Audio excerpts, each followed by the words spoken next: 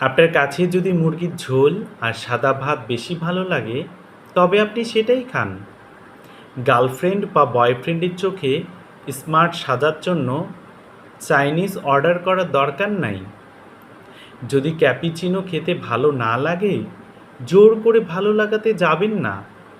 আপনি টং দোকানে দুধ চা খান, কোনো দ্বিধা ছাড়াই দুধ চায়ের ছবি তুলে ফেসবুকে আপলোড দিন।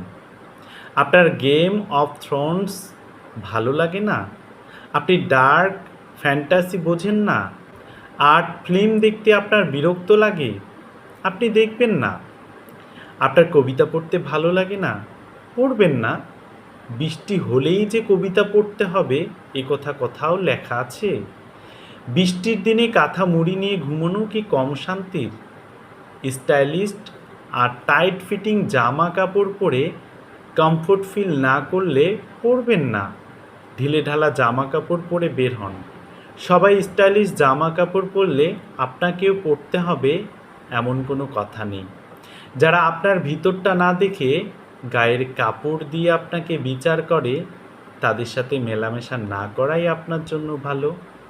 অন্যের চোখে নিজেকে ড্যাশিং প্রমাণ করার জন্য নিজের উপর কিছু চাপিয়ে দিবেন না।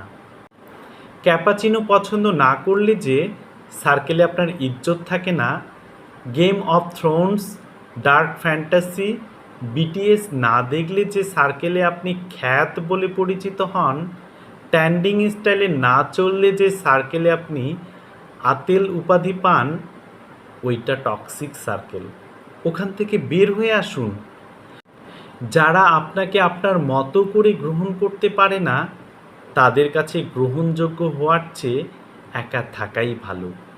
মনে রাখবেন, 100টা নাক উঁচু জাজমেন্টাল ইন্টালেকচুয়ালের সাথে কৃত্রিম আড্ডার চেয়ে একজন সাধারণ দিলখোলা মানুষের সাথে দুদণ্ড গল্প করা অনেক বেশি প্রশান্তির।